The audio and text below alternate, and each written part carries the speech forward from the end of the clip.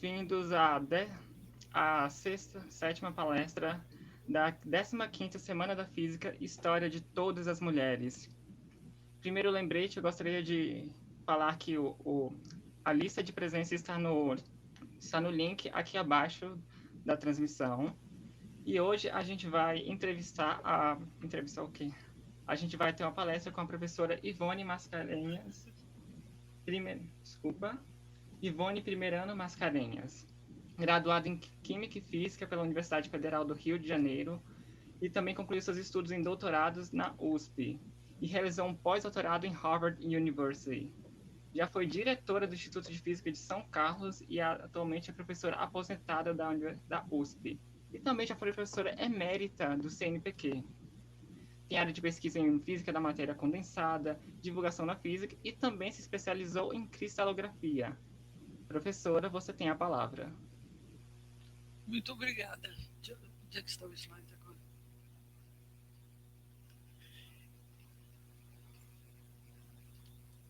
Já vou passar. Eu posso passar? Muito, muito obrigada. Tenho muito prazer em falar com vocês. Gosto muito de falar com os alunos. Essa é a minha grande satisfação. É quando tem alunos interessados e, no caso atual, esses alunos que participam do programa PET. Eu até estou lembrando aqui quais são os objetivos do programa. De acordo com o SESU, são a melhoria do ensino de graduação, a formação acadêmica do aluno, a interdisciplinaridade e o planejamento e execução de atividades acadêmicas diversificadas em grupos de tutoria. Eu espero que vocês, neste momento, estejam exatamente tentando fazer isso, ampliar a formação acadêmica de uma maneira interdisciplinar. E eu, então, como sempre trabalhei em cristalografia, eu vou tentar fazer uma apresentação da cristalografia para responder a pergunta: a cristalografia é uma disciplina, é uma ciência multi, inter ou transdisciplinar? Essas três palavras são muito usadas. E só para a gente fixar o sentido dessas palavras, eu vou dizer como eu penso que elas significam. A multidisciplinaridade refere-se à ideia de diversas disciplinas. Essa é a forma tradicional de educação no nosso país, uma divisão do ensino por áreas temáticas. Muitas vezes isso é dado de uma maneira bastante isolada. A interdisciplinar é uma metodologia, é aquela que promove o diálogo entre as diferentes áreas do conhecimento. Em uma escola ou na universidade que adota essa perspectiva, os professores dialogam e planejam as aulas em conjunto, de modo que uma disciplina possa se relacionar com a outra. A interdisciplinaridade é o caminho para se chegar à transdisciplinaridade. Na maioria dos nossos cursos, ainda não atingimos esse nível de interdisciplinaridade. A maioria das disciplinas é dada de maneira estanque. E o aluno depois, naturalmente, vai perceber como que elas se interrelacionam. Mas não é um objetivo do curso.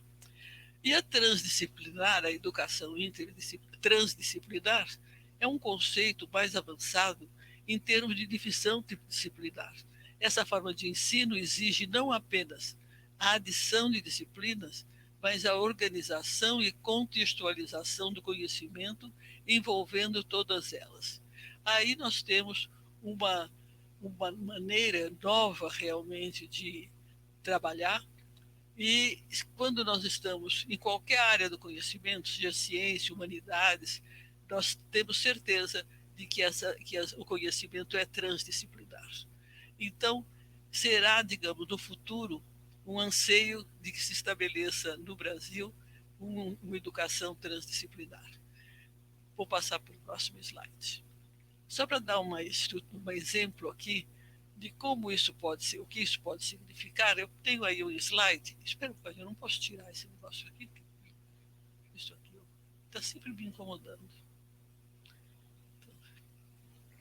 Então eu tenho aí um desenho, que se eu soubesse que ia aparecer aqui uma linha que eu não posso tirar, eu teria colocado ele um pouquinho mais para cima.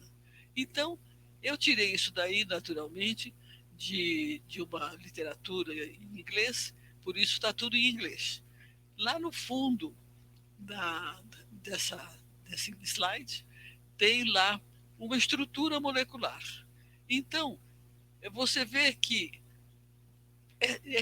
como que a gente pode chegar a um grupo, a um trabalho que conduza realmente à produção desse resultado, que é a estrutura molecular. E essa estrutura molecular, ela precisa determinar realmente a posição de todos os átomos que estão na molécula. Então, aí estão em volta desse objetivo final, que está lá no fundo, todas as áreas em que realmente será necessário incorporar conhecimento para chegar naquele resultado. Então, isso é o que a gente chama a sinergia de várias disciplinas. Agora, se você quer saber estrutura molecular ou estrutura cristalina, o que você realmente precisa, o que você quer é ver aquela imagem que está lá. E existe, eu posso dizer que para você acreditar como que é uma molécula, como que é um objeto, você tem que saber, se você souber a imagem da molécula ou do objeto que você quer estudar, você pode saber como que ele se comporta. Então, realmente uma boa imagem vale mais que 1000 palavras. E nós poderíamos perguntar: é possível ver o invisível? Bom, até o século XVII, o homem somente via o que o seu olho mostrava. E para você olhar e ter uma boa imagem lá formada no seu cérebro do objeto que você está querendo ver, você precisa ter o seu olho tem que ter tem que saber formar uma imagem com boa definição. Por exemplo, se você é míope, provavelmente o seu olho não forma uma imagem com boa definição se estiver a imagem muito perto. E você vai ver bem, quando você é míope, uma imagem de longe. De longe. Se você tem vista cansada, você não vê uma imagem bem de perto. Antigamente, os homens não entendiam bem por quê que você perdia definição, perdia resolução. Hoje em dia, conhecendo melhor a ótica, você pode entender por que isso acontece. Hoje em dia se sabe que existe uma lente lá dentro do olho, e se essa lente se deformar de uma maneira que saia da normalidade, a sua visão fica fora de foco, por exemplo, tanto para perto como para longe. Então, esse problema só foi resolvido com bastante desenvolvimento da ciência, desde o Newton, né, que começou a estudar ótica direito, e em 1674, quando um holandês chamado Antonie van Leeuwenhoek inventou o primeiro microscópio, que podia aumentar de 50 a 200 vezes. Esse microscópio nada mais é que uma lente colocada em cima de um suporte em que você tem parafusos que podem mexer a posição do objeto ou também mexer a posição da lente para frente e para trás. Com isso, ele foi capaz de verificar que o sangue não era uma matéria contínua, é constituída de partículas, e conseguiu identificar os glóbulos vermelhos. Pegou um líquido seminal e pôde ver que existiam os espermas que ficavam lá dentro desse líquido seminal. E então ele descobriu os micro-organismos com tanto dessa amostra aí, como outros micro-organismos da água. Uma água que aparentemente era limpa, se ele fosse olhar direito, ele podia encontrar micro-organismos dentro da água. Então, um avanço muito grande de conhecimento. Naturalmente, aquele holandês lá não teve muita ideia de associar lentes, mas dois outros holandeses, Hans Zacharias Janssen, que eram pai e filho, e o Robert Hooke, da Inglaterra, realmente resolveram associar lentes. Quando eles associaram lentes, eles puderam fazer coisas maravilhosas, realmente aumentar muito mais as imagens e desenvolver toda uma área de pesquisa completamente nova que revelou muitas coisas, principalmente na área da biologia e de outras. E isso gerou conhecimento que tornou o homem muito mais capaz de entender a sua própria vida.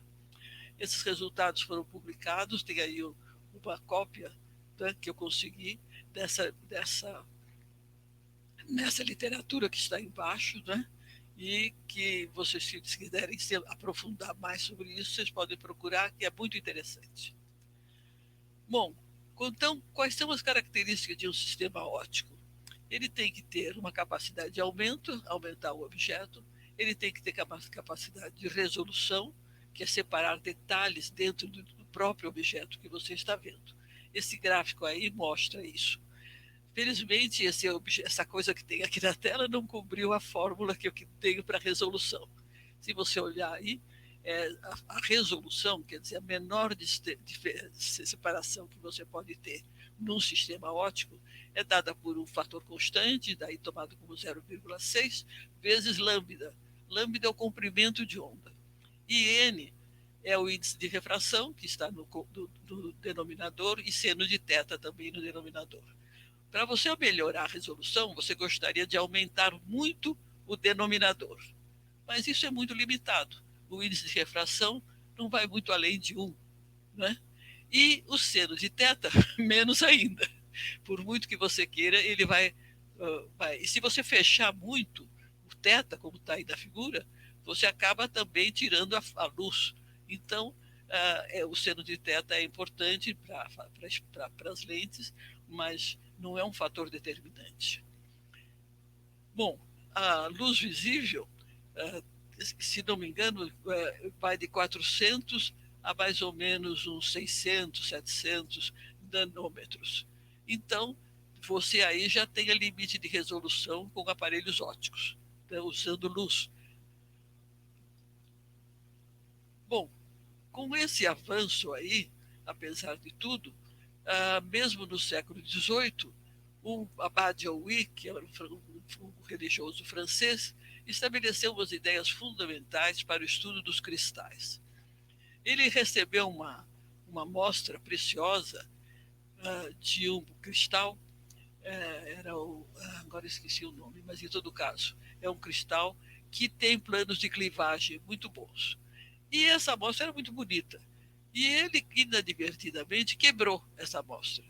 E essa amostra se quebrou em fragmentos que conservavam a geometria, a morfologia do cristal grande. Então ele teve uma ideia que foi fundamental para o desenvolvimento da cristalografia até essa época. Ele imaginou, fez o que a gente pode chamar um Gedanken Experiment, um experimento só intelectual da cabeça dele, de imaginação, e ele pensou, se eu conseguisse quebrar esse cristal muitas e muitas vezes, certamente haveria de chegar um momento em que eu destruiria a natureza do cristal. Essa última pedacinho de cristal que ainda conserva as qualidades do cristal, ele chamou de molécule intégrante, porque ele era francês. Mas isso acabou virando em inglês unit cell, e nós falamos em português célula unitária.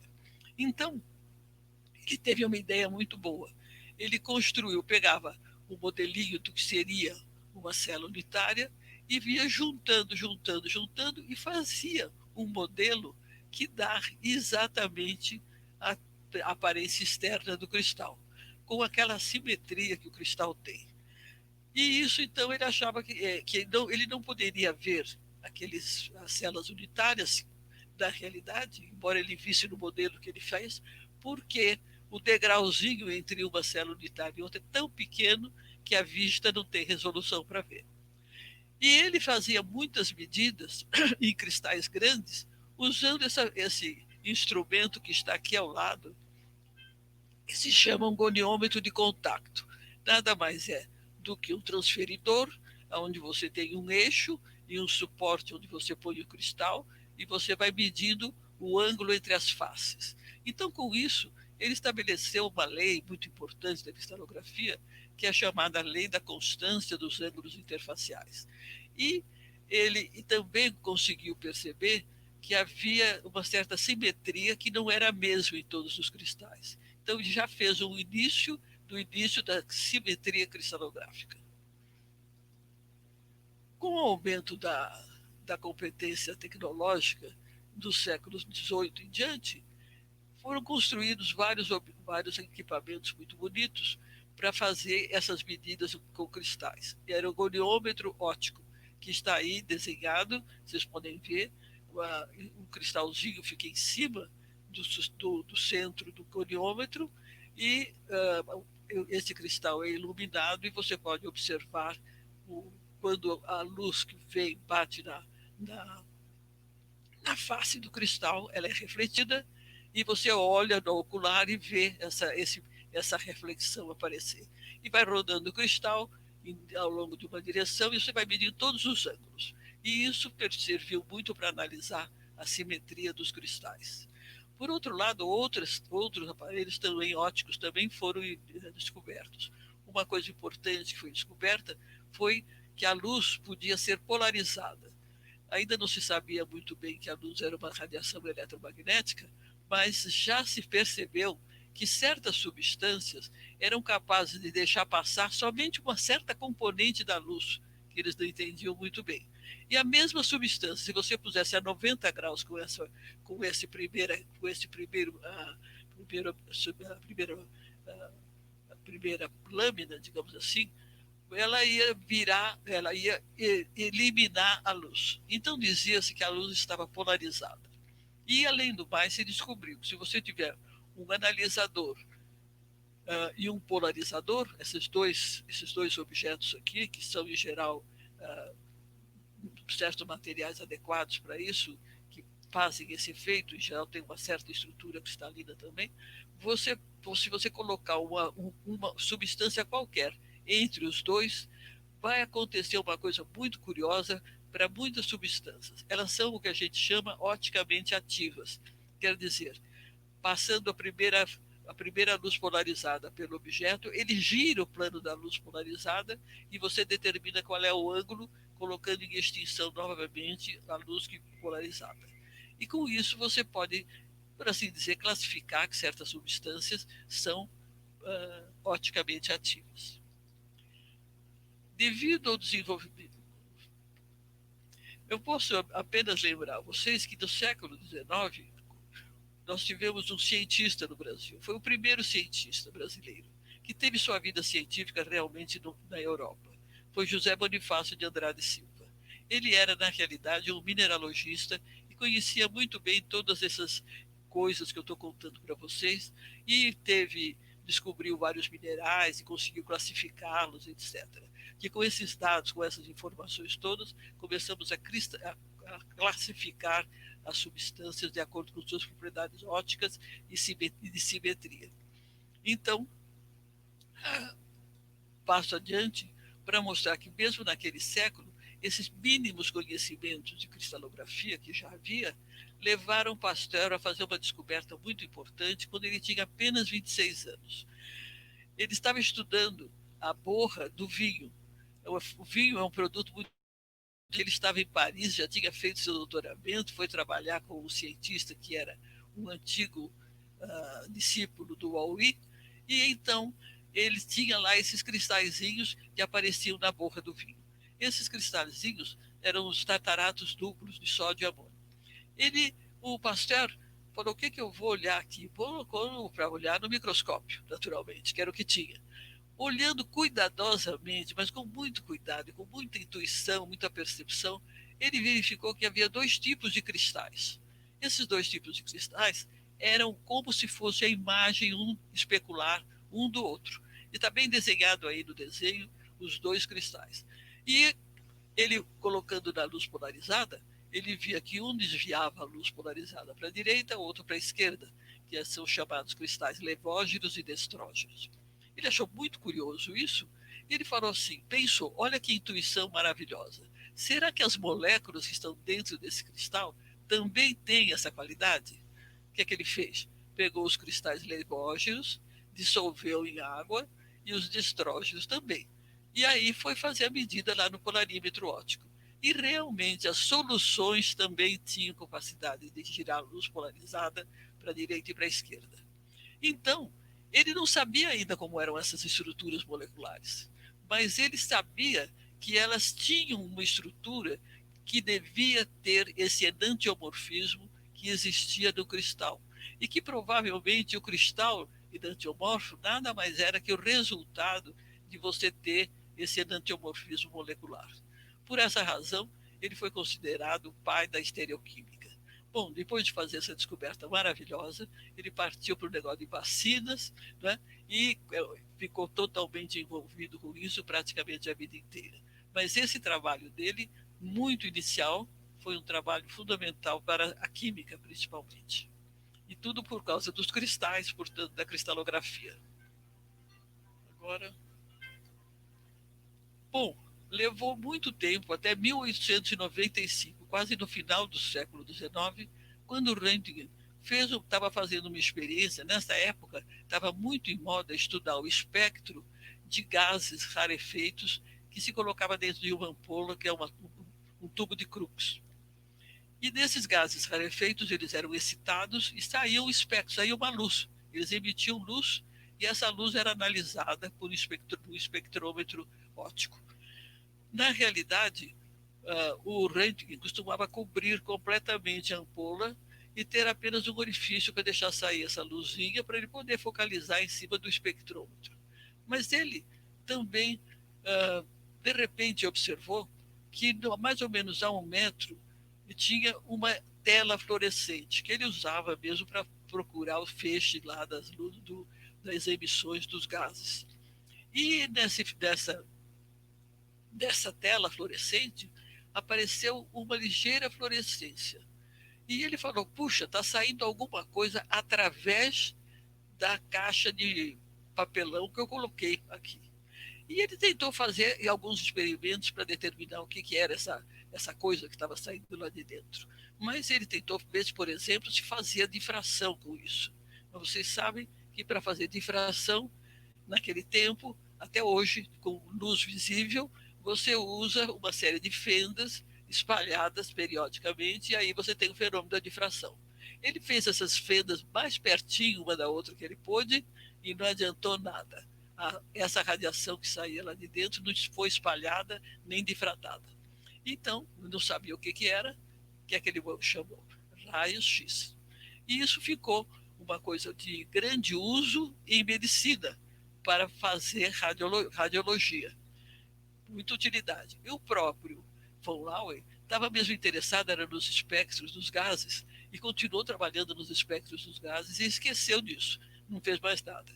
Levou um bom tempo, até 1912, portanto 14 anos depois, quando von Laue, que era um professor importante lá na Alemanha, tinha uns alunos de doutoramento que conversavam muito entre eles, e tinha 3 principalmente, tinha o Ewald, o Lipping e o Friedrich, e que por causa de uns cálculos teóricos que um deles estava fazendo, imaginaram, olha, se por acaso o comprimento de onda dessa radiação que sai de lá de dentro desse tubo de Crookes for muito pequeno, só alguma coisa muito juntinha uma da outra que pode difratar. E quem sabe um cristal tem uma distribuição periódica de átomos e vai acontecer isso. Bom, inicialmente o von Laue não acreditou muito nessa hipótese, mas depois se deixou convencer e permitiu aos seus estudantes que fizessem o experimento. O experimento foi feito e uma figura do experimento original está aí, e é óbvio que o feixe foi difratado. E com essa grande descoberta, e pela descoberta do raio-x, naturalmente, o von Laue recebeu o prêmio Nobel, o primeiro prêmio Nobel de Física que foi distribuído em 1901, portanto, muito antes dessa experiência. Ele recebeu o prêmio Nobel pela descoberta do raio-x e sua utilidade no uso da medicina.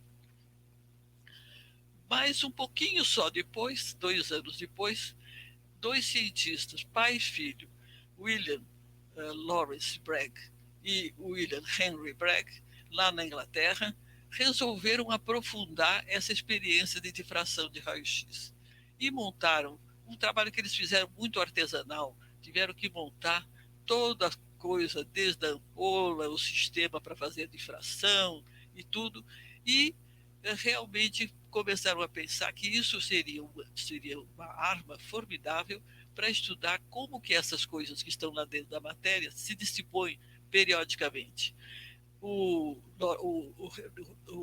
eles lançaram logo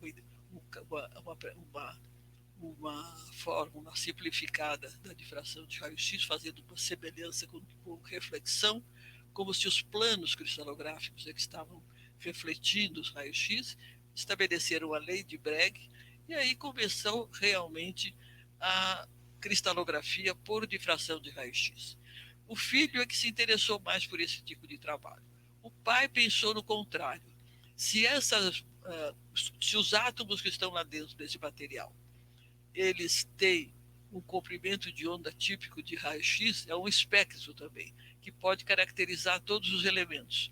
E isso daí foi feito e ele fundou a espectroscopia de raio-x. Então as duas coisas saíram lá desse laboratório da Inglaterra.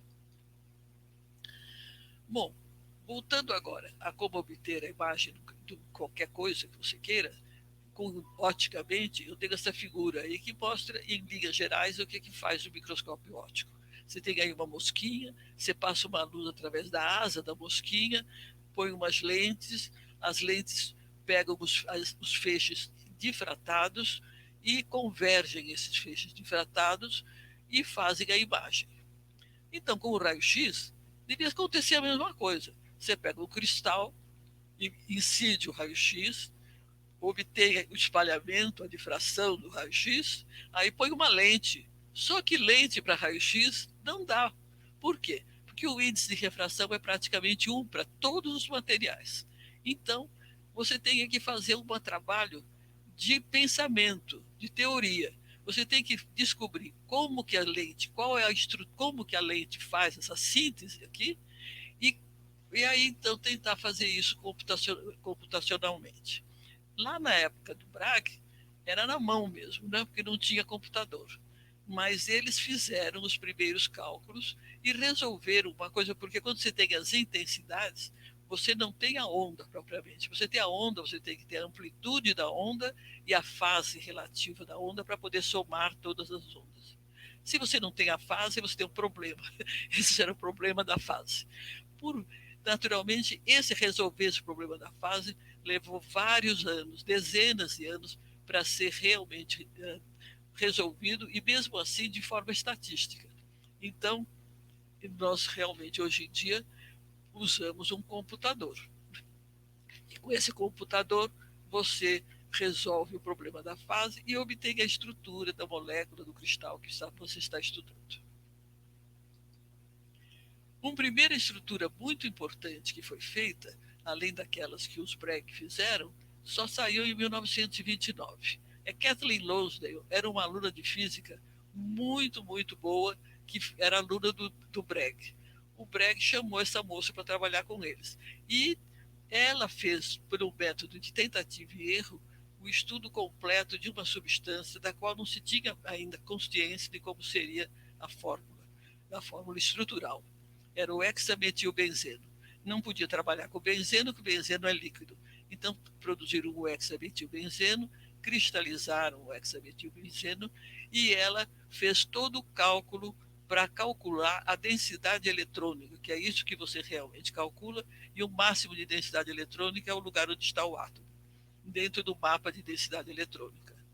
Olhando bem aí o mapa que ela fazia, você bem pode imaginar que ela tinha que calcular a densidade eletrônica sobre uma grade. É um cálculo que provavelmente leva a uma série de Fourier de cerca de pelo menos aí uns 300 termos, em que você tem que calcular numa grade em que você tem que ter uma grade bem estreita, porque senão você perde o pico de difração, o pico onde está o átomo, quero dizer.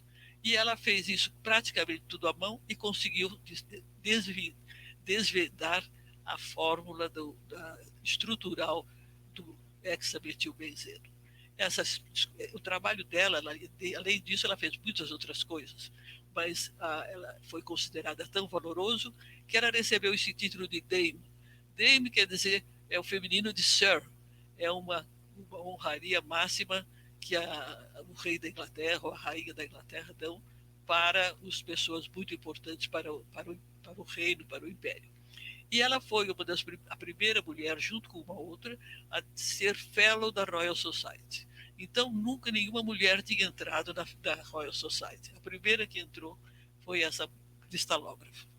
E, naturalmente, usando esses métodos aí que foram mais ou menos, que foram, surgiram praticamente na Inglaterra, o uso de séries de Fourier para calcular a densidade eletrônica, etc., outros trabalhos foram feitos até 1950. Muitos países já tinham trabalho constante em determinação de estrutura, ou pelo menos caracterização estrutural por difração de raio-x. E o que acontecia no Brasil? No Brasil já existia uma comunidade científica que realmente percebia que a cristalografia era importante. Então, quando foi, isso aqui está tudo em inglês, porque eu copiei isso da Acta Cristalográfica, seção A, foi feito em 1953, porque durante o ano de 52 houve inúmeras comemorações do 40º aniversário da descoberta do raio-x. E a Academia Brasileira de Ciências, que era dirigida por um senhor chamado Arthur Moses, ele organizou uma espécie de um simpósio sobre esse tema de festejar a descoberta dos raios-x. Na realidade, no Brasil ainda não havia cristalografia estrutural, pelo menos. Já havia algumas pessoas que usavam em mineralogia só para identificar alguns minerais, mas não que fizessem a estrutura. Isso ainda nunca tinha sido feito. Mas, de qualquer maneira, começamos, então, aqui em 1952, a acordar para a importância da cristalografia. A história da descoberta da difração de raio-x foi feita por Elisiário Távora, que era o secretário do Comitê Brasileiro de Cristalografia, que já existia, e professor de mineralogia da Universidade do Brasil. O almirante Álvaro Alberto, que foi presidente do CNPq, um dos fundadores do CNPq, falou sobre cristalografia química. O Bernard Gross, que é um físico de renome, que também trabalhava no Rio de Janeiro nessa época, e que inclusive foi discípulo do Paul Ewald, ele falou sobre cristalografia e física. Fonseca Costa, que era diretor do Instituto Nacional de Tecnologia e professor na Faculdade de Escola de Engenharia da Universidade do Brasil, falou sobre cristalografia e metalurgia. Aí vem os materiais. E o Carlos Chagas falou sobre cristalografia e biologia. E, finalmente, o Elisiário Távora falou sobre cristalografia e mineralogia. Então, o Elisiário Távora, de todos esses, era o mais interessado realmente em se aprofundar em cristalografia. É ele que vai para os Estados Unidos e faz o seu doutoramento do MIT com um grande cristalógrafo americano e volta para o Brasil. Quando ele voltou para o Brasil, no ano que ele começou a dar aula de cristalografia,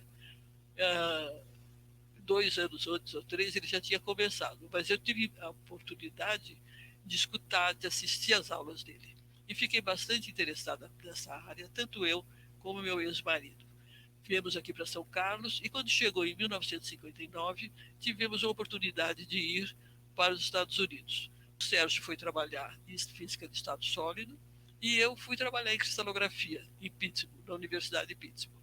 Aqui tem um lindo prédio, que é bem antigo, que é a sede da universidade, onde fica a reitoria, etc., e que se chamava The Cathedral of Learning, a Catedral do Conhecimento. Aqui está o Jeffrey, também, da extrema-direita, comigo e outros estudantes que estavam lá na época. E do outro lado, do outro extremo, está o Brian Craven, que foi o meu supervisor de trabalho quando estive lá. Eu não fiz doutoramento, eu fui para fazer um treinamento mesmo.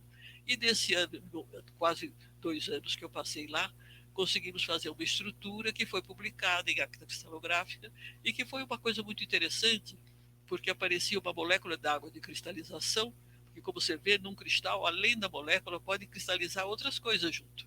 E essa molécula d'água de cristalização fazia uma ponte de hidrogênio bifurcada.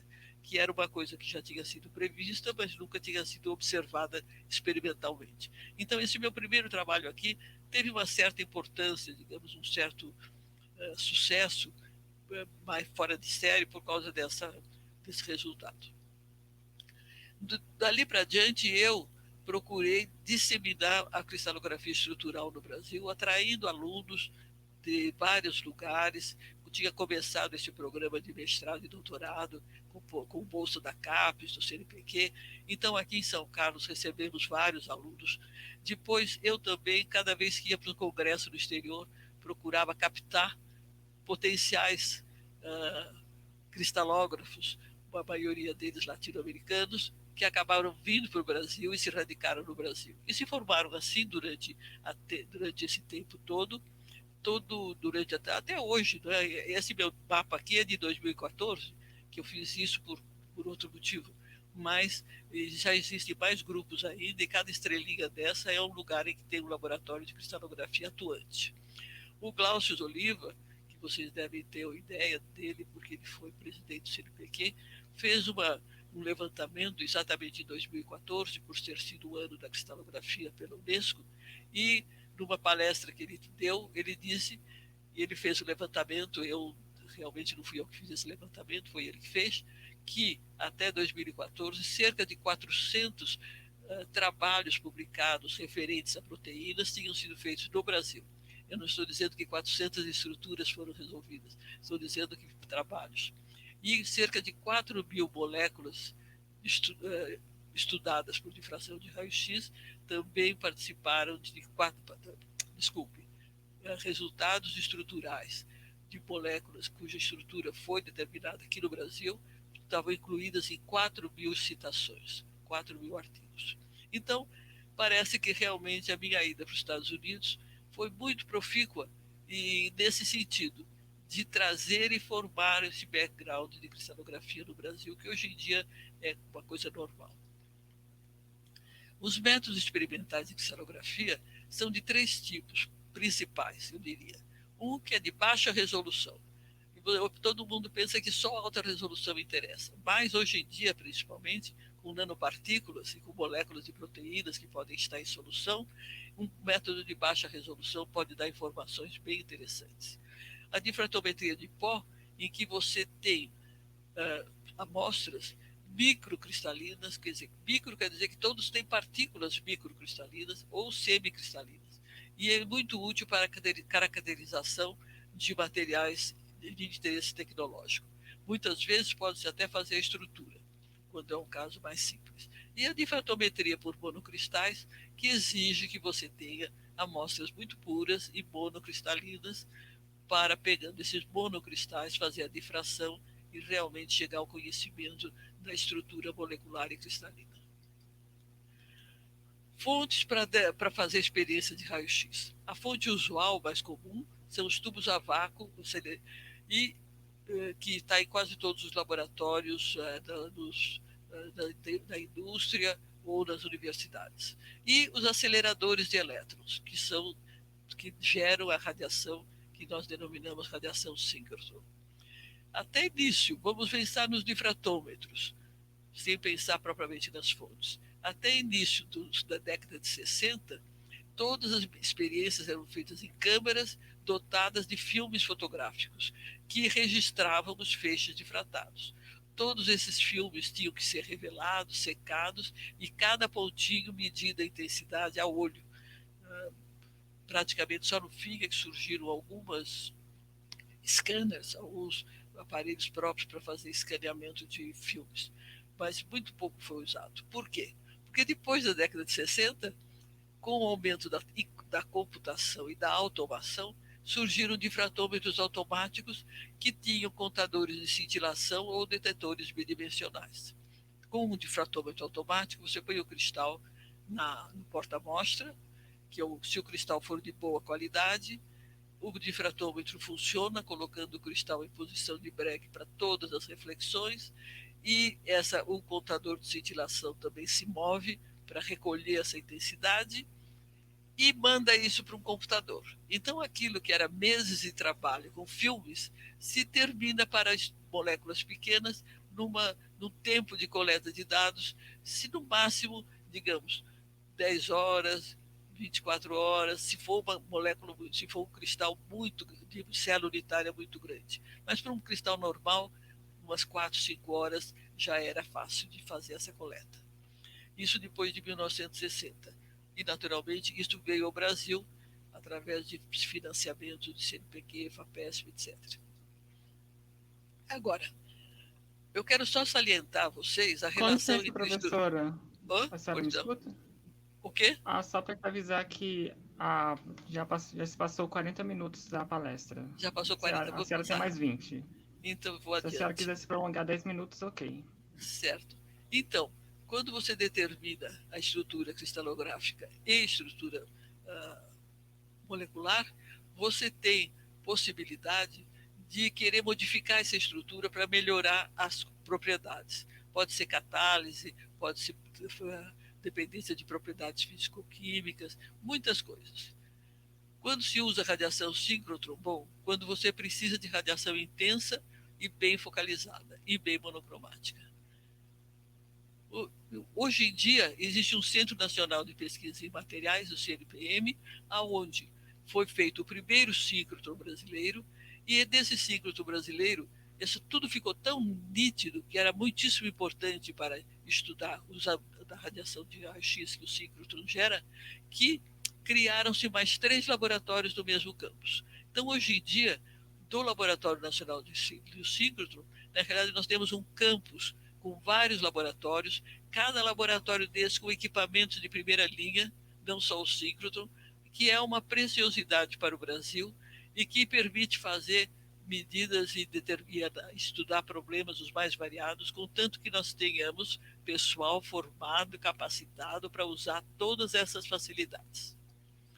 Olha, para pensar se é importante ter ou não ter radiação síncrotron, eu mostro aqui o mapa mundi, que já é um mapa antigo, e vocês vejam que no Brasil tinha aqui um síncrotron, depois tinha outros dos Estados Unidos, vários da Ásia, e se você olhar o Japão, isso aqui é uma ilhazinha do Japão, coberta de pontinhos que nem se vê a ilha, tão importante que os japoneses consideravam. Então a ideia de fazer síncrotron no Brasil é uma ideia maravilhosa, e que o novo síncrotron, então o Sirius, que é o próximo gerador, ele é importantíssimo. A radiação síncrotron, a rigor, é muito interessante saber que ela é uma radiação branca. Ela vai desde o ultravioleta, pode ir até do vermelho, né? Até comprimentos de onda mais curtos. Quanto mais alta a energia do feixe que está sendo acelerado lá dentro do acelerador. Então, naturalmente, o nosso síncrotron anterior, ele mal chegava aqui no comecinho do raio-x, mas mesmo assim ele foi muito útil. E aqui está a figura do velho síncrotron, que já está até não está nem em uso mais, ele tinha 1.3 GeVs, e aqui é o novo síncrotron, que é o chamado Sirius, que vai ter uma energia de 3.2 GeVs. Esse aumento de custo para fazer um síncrotron dessa energia para este aqui não é linear. Naturalmente envolveu muito mais dinheiro, mas permitirá fazer experiências no mesmo nível de qualidade que em qualquer outro país desenvolvido. Como vocês veem aqui, o síncrotron sempre tem uns lugares da onde se extrai o feixe, são as chamadas estações experimentais, aonde cada estação experimental significa uma metodologia de análise. Vou passar isto. Então, o Sirius iniciou a operação em 2020. Vou passar isso também. Exemplos de trabalhos. Eu vou dar alguns exemplos de trabalhos feitos com o velho síncrotron. O grupo de São Carlos produziu uma estrutura de uma das moléculas do vírus da Zika. E isso daí, naturalmente, foi artigo que saiu na revista Nature e que permitiu fazer busca de medicamentos para imobilizar essa molécula, que é uma enzima. Se você consegue imobilizar uma enzima importante do vírus, você evita que os vírus se propaguem. Então, na realidade, essa é um grande interesse de fazer cristalografia, fornecer esses dados para inibição de enzimas. Outras coisas foi com métodos de baixa resolução. Se conhecia essas duas proteínas, havia cristais com monômero e havia cristais com dímeros. E a pergunta era, como que ela é importante em solução no ser vivo? Será em monômero ou dímero?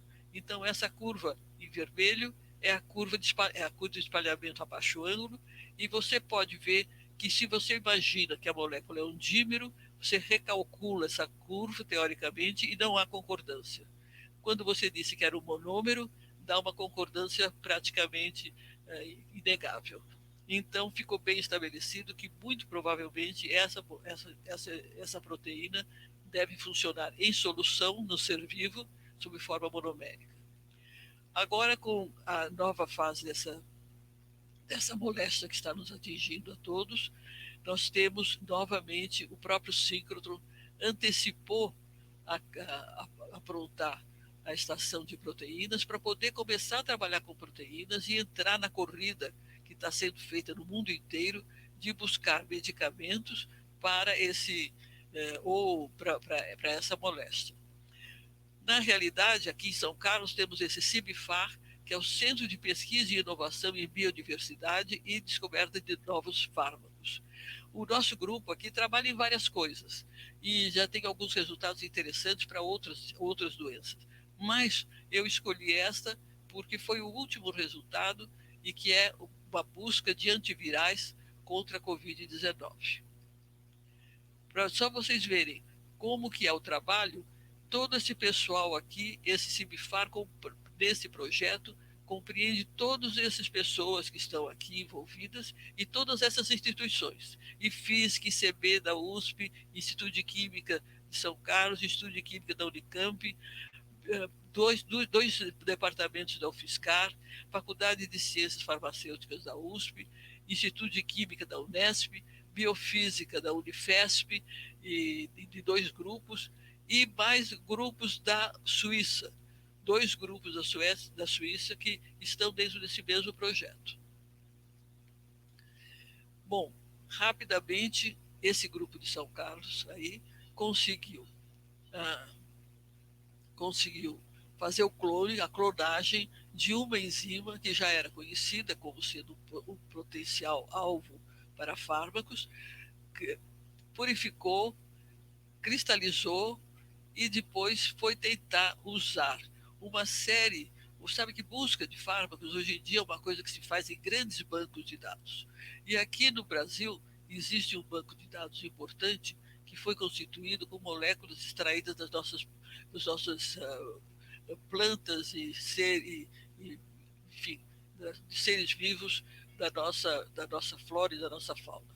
Então, tentando usar esse banco de dados e já sabendo que o sítio ativo é uma região aqui que compreende a relação entre essas hélices, foi feito várias possibilidades, foram obtidos cristais e foi feito lá no síncrotron uma série de determinações em que você tenha a proteína mais o inibidor.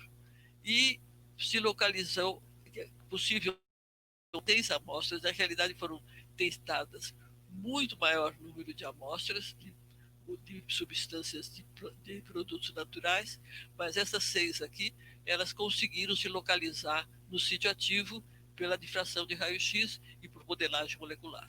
Então, com isso, está aberto um caminho para essa busca. Vocês sabem que não estou garantindo que estamos encontrando. A busca por fármacos é uma coisa muito tem um caminho muito longo para chegar na realização. Mas o Brasil, tendo acesso aos Sírios e a esse grupo que se estabeleceu desde a década de 80 até hoje, portanto, esse grupo de cristalografia de proteínas aqui em São Carlos existe já há cerca de uns 25 anos, 40 anos. Então, com isso, criou-se uma competência que está sendo dedicada a resolver um problema científico e social muito grande numa endemia como essa que nós estamos tendo hoje. O banco de dados que eu me referi é esse que chama-se Nube Databank, né? E é uma triagem virtual com um programa que chama contra essa enzima, que é uma protease M, que é essa enzima do próprio vírus, e que está sendo extensamente procurado um inibidor adequado para essa enzima em vários laboratórios do mundo inteiro. Então, não sabemos ainda quem vai, se alguém vai conseguir. Não é um determinismo, mas é possível que com esses estudos todos, e principalmente estudando vírus de um modo geral, vá se estabelecendo um conhecimento amplo sobre os vírus e, quem sabe, quando surgirem outros vírus ou mutantes, nós teremos um cabedal de informações melhor do que temos hoje. Eu vou mostrar aqui, lá no próprio CNPq, também foi feita uma estrutura. Eu não tenho detalhes sobre essa, porque só eu encontrei isso no próprio site do Instituto, em que ele mostra simplesmente que conseguiram obter um cristalzinho de uma proteína. Eu acho que é a mesma, porque todo mundo, o mundo inteiro está atrás daquela protease, então é provável. Mas veja que bonito, eu achei lindo o slide, muito bonito, então por isso coloquei aí. Esse cristalzinho que é colocado no feixe, eles também conseguiram determinar a estrutura e confirmaram a estrutura já conhecida, e talvez também vão querer achar um inibidor para isso daí, que eu não sei se vai dar certo ou não. E a cristalografia, então, é um exemplo de uma atividade multi, inter ou transdisciplinar. Eu acho que depende do enfoque, e principalmente do enfoque de ensino. Se houver um ensino transdisciplinar, será transdisciplinar. E se continuar, aliás, a cristalografia não é nem ensinada como disciplina em nenhum curso de física nem de química. Acho que talvez em 1 ou 2 cursos do Brasil inteiro. Na área de pós-graduação, em alguns lugares se ensina. Mas dá para ver, por todos esses resultados que tem aí, por todos esses síncrotrons que estão construídos, caríssimos no mundo inteiro, que a cristalografia é uma ciência multi, inter, o que vocês quiserem, transdisciplinar, mas extremamente valiosa para estudo tanto na área de materiais, na área de química, na área de bioquímica, na área de biologia molecular. E eu quero finalizar fazendo uma homenagem. Nessa construção do antigo síncrotron e do atual, nós tivemos um papel importantíssimo de um pioneiro, um físico chamado Ricardo Rodrigues. Ele encabeçou as obras do primeiro síncrotron do país e foi responsável pela concepção e construção dos Sirius, dessa nova máquina, que é uma máquina equivalente às melhores máquinas que tem no mundo.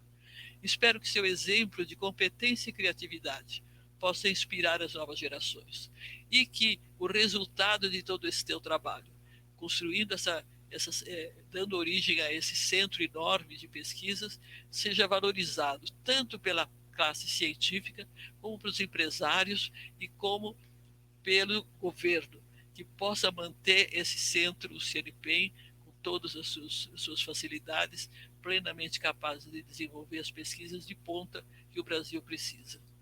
Finalmente, meus agradecimentos aos organizadores da 15ª Semana de Física do programa PET da Universidade de Brasília, pelo honroso convite para ministrar essa palestra, e à audiência por sua atenção, desejando que no futuro próximo venham a fazer excelentes pesquisas científicas e de inovação tecnológica, utilizando a grande máquina dos Sirius. Aí está uma linda fotografia dele, e acho que isso possa, pensando em que nós vamos ter aí provavelmente umas 12 estações para fazer experiências diferentes, possam levar os jovens a terem ambição de fazerem essas pesquisas de ponta que essa máquina permite fazer. Muito obrigado.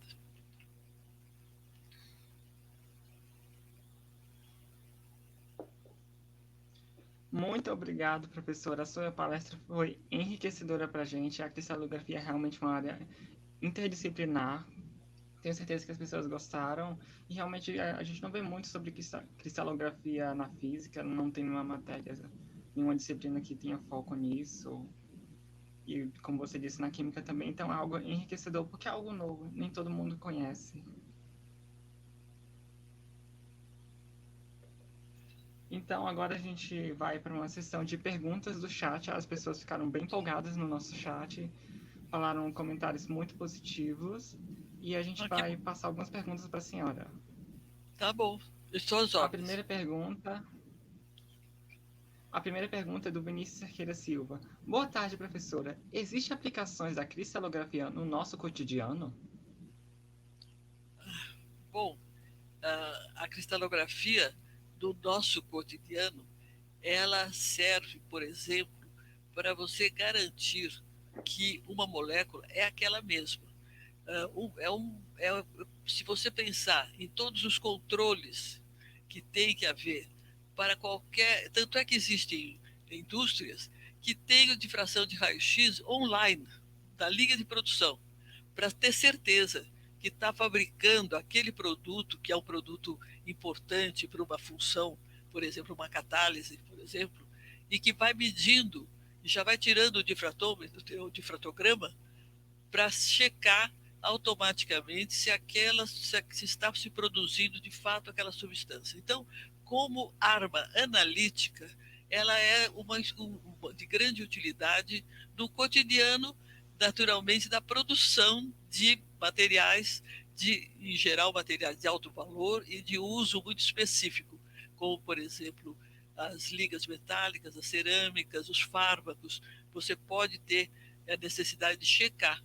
Eu, por exemplo, fiz algumas análises de matéria-prima importada para a indústria farmacêutica brasileira, que ela simplesmente ela faz os produtos, ela não produz o fármaco, ela faz a embalagem do fármaco, digamos assim, põe sob forma de comprimido ou de xarope, seja lá o que for.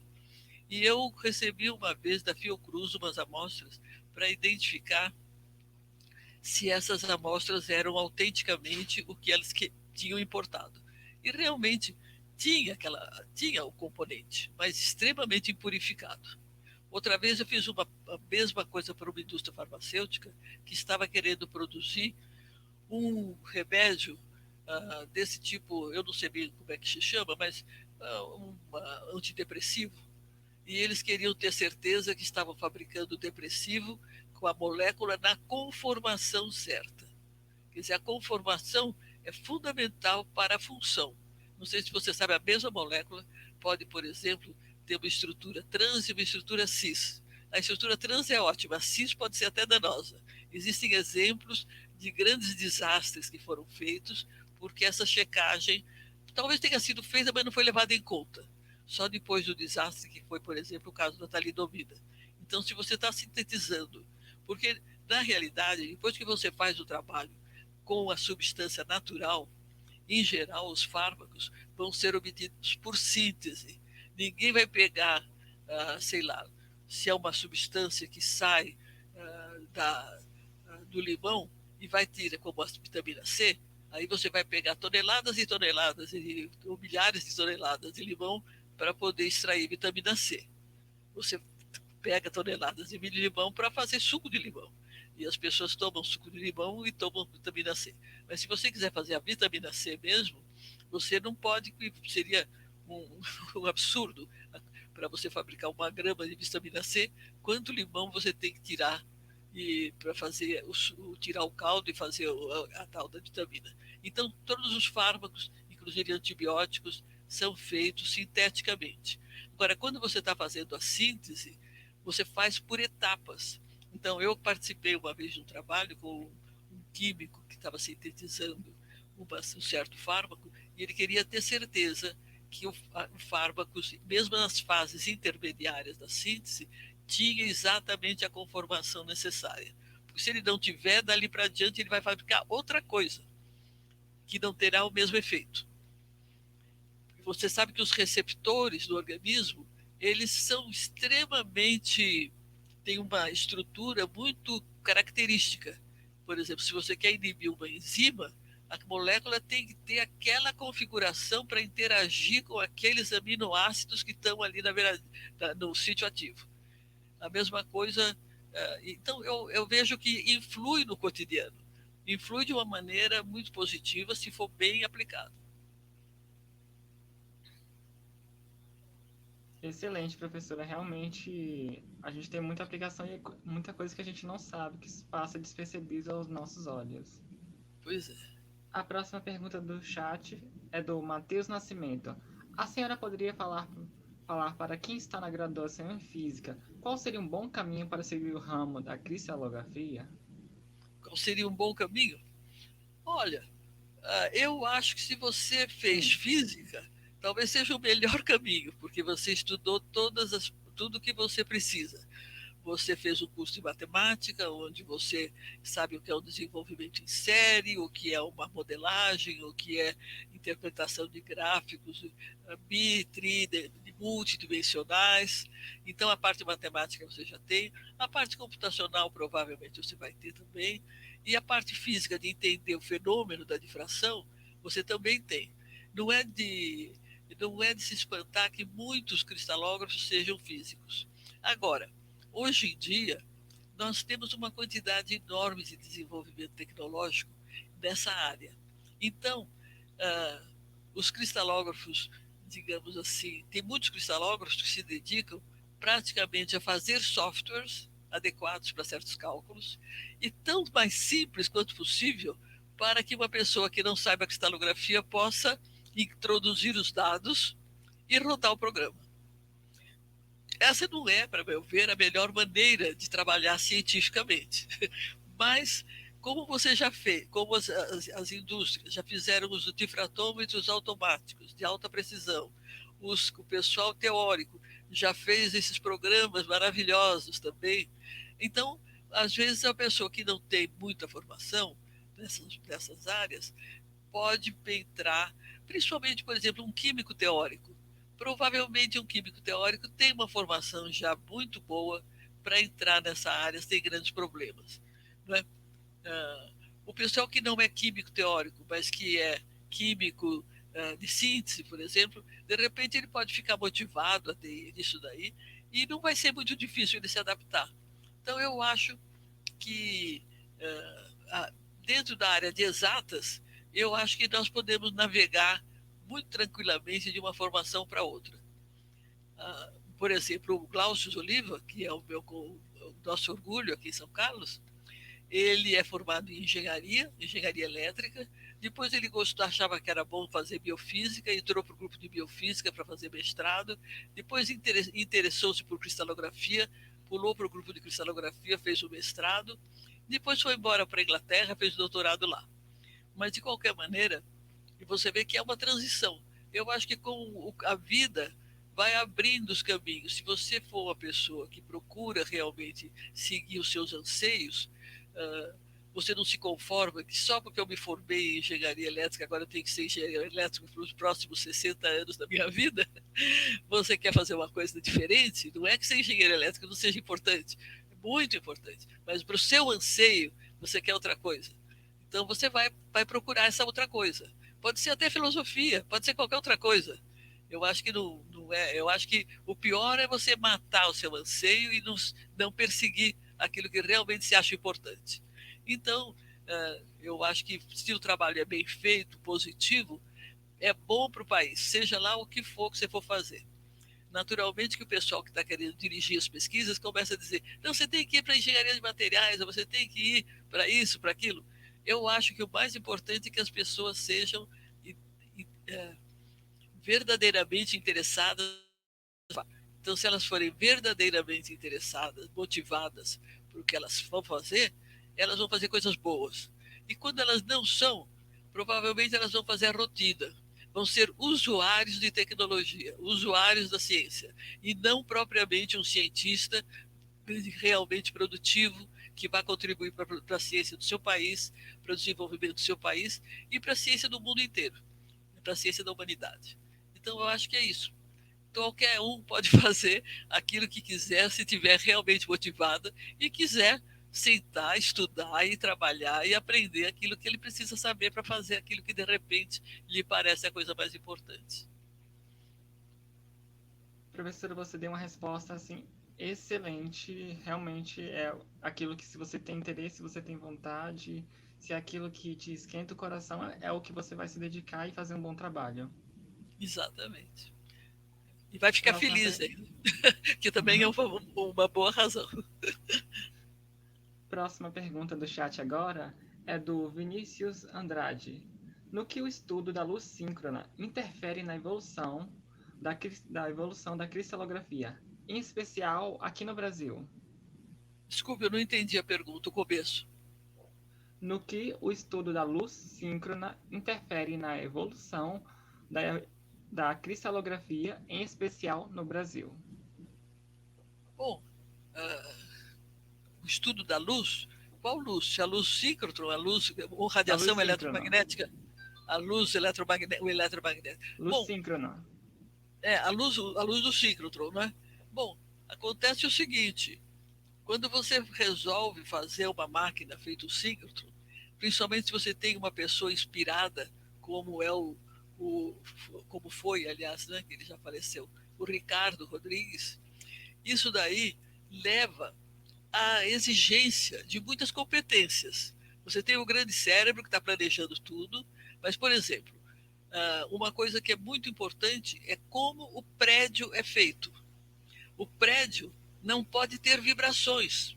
Então, as fundações do prédio já vai levar a um desenvolvimento da engenharia civil para poder fazer aquele prédio com aquelas exigências. Por outro lado, você, por exemplo, você precisa de fazer os eletroímãs. O Ricardo sempre teve ideia de usar o máximo a indústria nacional. Então, no primeiro síncrotron, teve uma indústria, que agora não me vem o nome, mas que conseguiu, uma indústria metalúrgica, que conseguiu produzir um aço especial com um alto fator de impedância e tal, que melhorou muito, porque, sabe, para desviar o plano da luz polar, desculpe, para desviar os elétrons, para acelerar os elétrons, tem que ter campo magnético, né? Então você tem que ter um campo magnético, que, em geral, o síncrotron parece que é redondo, mas na realidade ele tem regiões curvas, onde tem o campo magnético, e quando os elétrons vêm com velocidade ali, é o princípio, da lei de Maxwell, né? Cria-se, emite radiação. E aí depois ele tem uma região que ele vai reto, depois de novo. Então você tem que fazer um trabalho de engenharia extremamente complexo e que exige grande precisão. Porque por exemplo, o nosso síncrotron atual, o Sirius, ele tem de raio 85 metros. E ele, antes dos elétrons entrarem no síncrotron, do primeiro anel, que são 2 anéis, antes de entrar no primeiro anel, eles são barbaramente acelerados num acelerador linear. Depois eles são injetados naquele outro anel, onde eles são muito acelerados. E depois eles são injetados num outro anel, que é o chamado anel de armazenamento, em que, se tudo corresse bem, eles ficariam girando eternamente. Mas, naturalmente, não ficam girando eternamente, tem um decaimento e tem que estar sempre corrigindo um pouco a trajetória deles, sempre com o campo magnético. Então, para fazer isso, você começa a ter que ter competências nacionais da parte de engenharia. E isso daí realmente se criou, se desenvolveu essa metodologia. Se não me engano, foi muito usada uma empresa que chama VEG, que fica em Santa Catarina, para fazer todos esses eletroímãs. Além disso, os elétrons, vocês lembram do tubo de Crookes que eu falei no começo, que ele era evacuado? Aqui, todo esse trajeto, desde o acelerador linear até o primeiro acelerador circular e depois o anel de armazenamento, que são túneis de, imagine, se o raio é 85 metros, o perímetro só do anel externo são 518 metros. Como se fosse um túnel em que você tem que manter vácuo constantemente. Se você perder o vácuo, acabou. E com os elétrons circulando nessa velocidade que é próxima da velocidade da luz. Então, essa complexidade desse equipamento faz com que se crie competências, que você só vai criando competências conforme você for tendo que fazer cada vez coisas melhores. Na agricultura, por exemplo, você quer aumentar a produtividade agrícola. Então, o que você faz? Faz pesquisa agrícola, da área agrícola, para novas espécies de soja, novos técnicas de irrigação, técnicas de manejo, um monte de coisas que estão lá na indústria agrícola, e que o Brasil está bom nisso, né? pelo menos desenvolveu para a engenharia, para a agricultura tropical, o Brasil é o país mais desenvolvido. Mas aí nessa outra parte que eu estava dizendo, esses grandes projetos têm esse interesse imenso de melhorar a formação das nossas empresas, que eventualmente poderão prestar serviço até no exterior, mais tarde, de acordo com a competitividade que haja. Então, eu acho que é isso que para que, além disso, um laboratório desses é um atrativo para a pesquisa internacional. E a gente sempre fala que a ciência brasileira tem que se internacionalizar. Internacionalizar não é só mandar nossos alunos fazer doutoramento e mestrado lá fora. É trazer gente de lá para cá. Para trazer gente de lá para cá, tem que ter alguma coisa que atraia. E se nós temos esse equipamento maravilhoso, tenho certeza que quando tudo estiver funcionando, vai chover gente querendo fazer pesquisas aqui dentro do nosso país, trazendo bons especialistas lá de fora. Então, essa interação internacional também vai enriquecer muito o contato internacional nas diversas áreas. Então, eu acredito que a construção do síncrono e a existência do CNP, Centro Nacional de Pesquisas e Materiais, CNPM, ele realmente é uma coisa preciosa.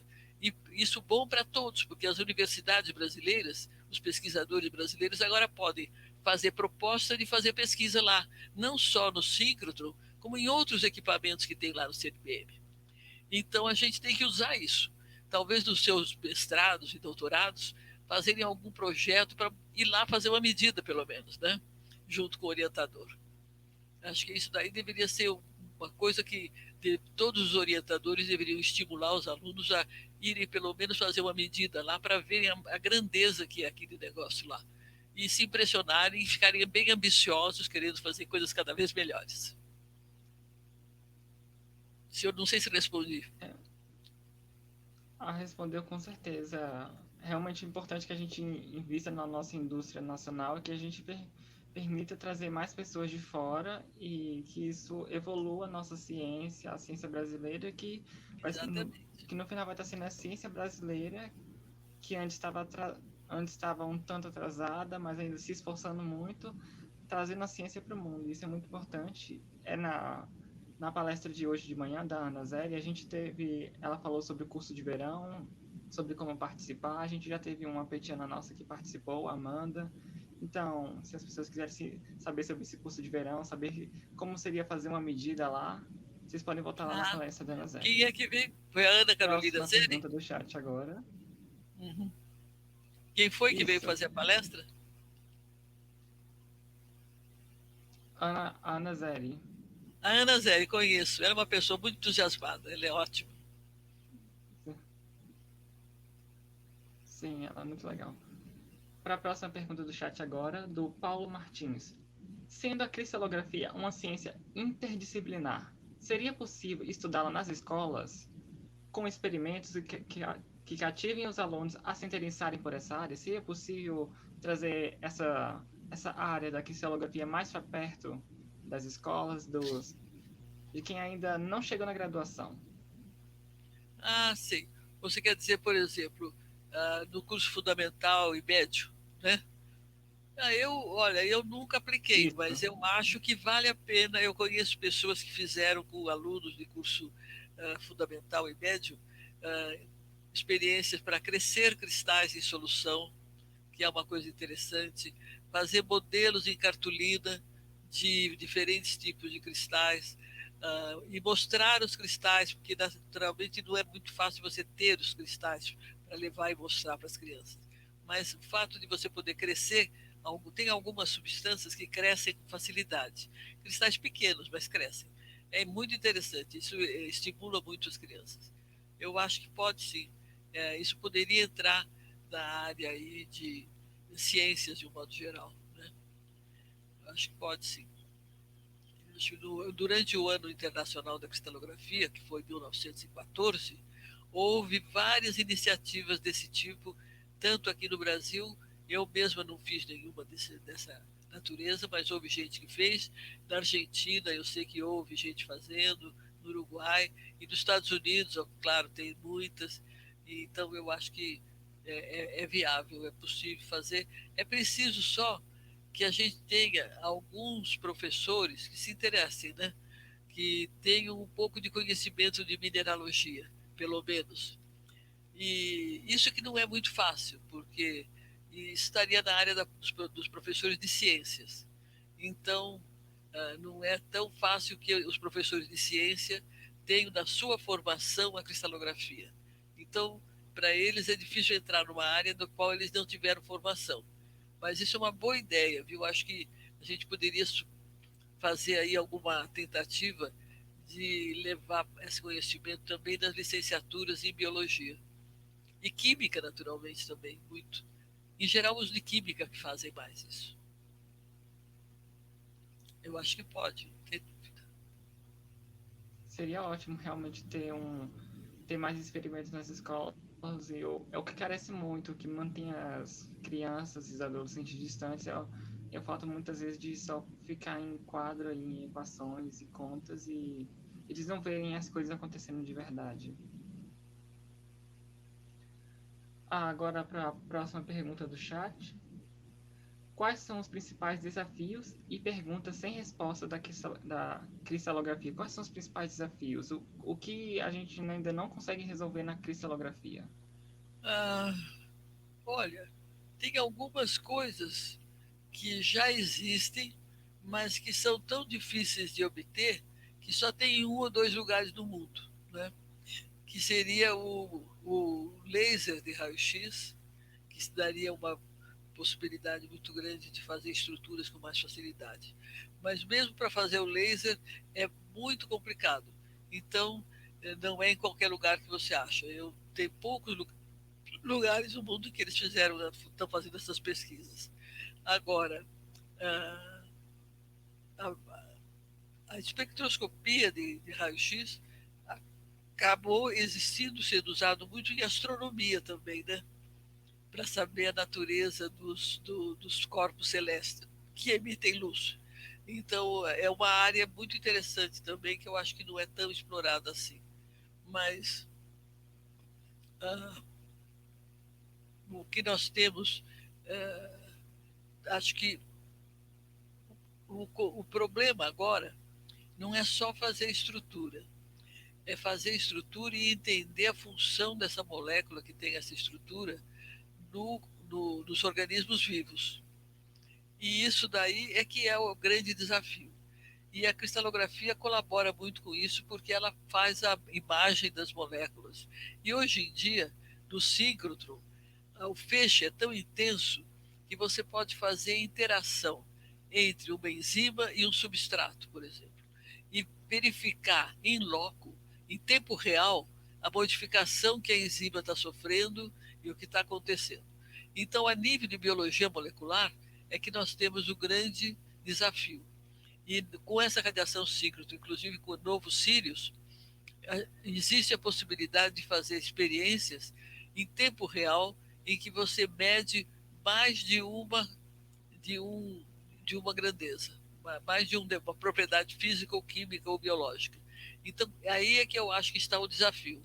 Você pegar os resultados e realmente viabilizar com esses resultados o entendimento do funcionamento de um antibiótico, por exemplo, tem uma ação, como é que é a ação do antibiótico? Onde é que está o receptor do antibiótico? Lá na bactéria. E aí, se você souber muito mais sobre a bactéria e as estruturas da bactéria e tudo mais, talvez você possa modificar antibióticos que já estão, digamos assim, resistentes. A grande, na área farmacológica, principalmente, o grande problema é você vencer a resistência ao remédio, resistência ao antibiótico, por exemplo. Na malária tem um remédio que é tradicionalmente usado, foi até descoberto na China. E esse remédio foi um sucesso enorme durante mais ou menos uns 20, 30 anos. Depois, o que aconteceu? O bichinho da malária começou a ser resistente. Então, o que você tem que saber? O que aconteceu, por que o bichinho da malária ficou resistente? E qual é o ponto fraco desse novo mutante? Achando um novo mutante, achando qual é o ponto fraco dele, você faz o remédio que vai inibir uma enzima importante. Então, o limite que nós estamos aí, que eu acho que, para mim pelo menos, o que mais me estimula, o que eu tenho pena de não ter tempo ainda de trabalhar muito nisso, porque já estou com quase 90 anos, né?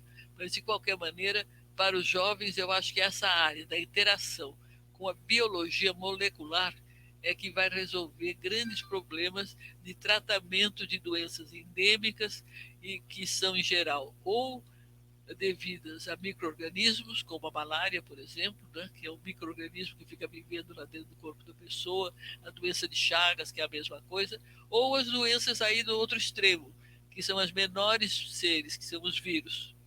Então, entender essa biologia molecular aí é que é o grande desafio de usar a cristalografia. Realmente, como qualquer área da física, a gente tem desafios, mas com o tempo a gente vai contornando eles, e às vezes você vai contornando eles, vai aparecendo mais desafios e quase um loop infinito. Exatamente, os desafios sempre estarão aí. Sim. Enquanto houver desafio, vai ter física trabalhando. Pois é, A, isso mesmo. a próxima pergunta do chat é: o que te motivou a estudar essa área? Foi algum livro? Foi uma palestra?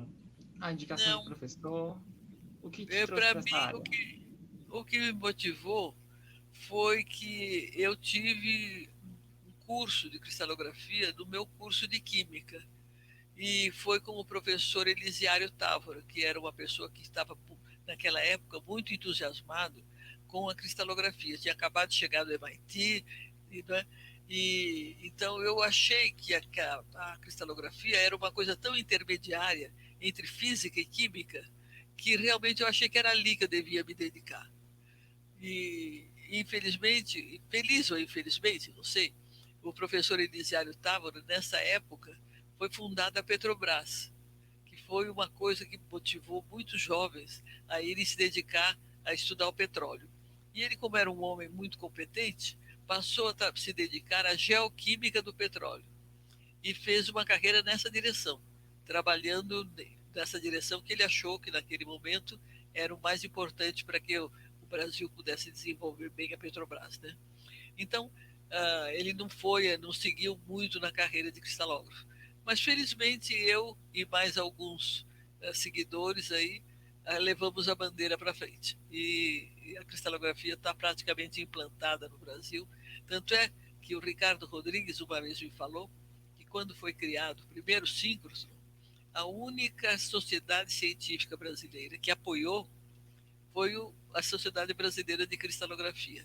As outras sociedades tinham muito medo que, se fosse dedicado muito dinheiro para construir um equipamento tão caro como o síncrotron, isso daí ia tirar o dinheiro das outras áreas. E, na realidade, não aconteceu isso. Né? As outras áreas continuaram a florescer e o síncrotron foi construído. Então, foi um medo, assim, um temor momentâneo. E mesmo agora, com o Brasil na situação dificílima que ele está, ainda nós estamos fazendo experimentos lá no síncrotron que só poderíamos fazer se fôssemos para a Europa, ou para o Japão, ou para a Austrália, não sei aonde, que tem síncrotrons desse tipo. E fazendo isso com a comodidade de mandar nossos estudantes lá aprenderem, fazerem as medidas, né? Que é uma grande vantagem. Então, eu acho que, no fundo, nós não podemos ter medo de uma coisa que é muito progresso, mesmo com a possibilidade de sermos pouco prejudicados.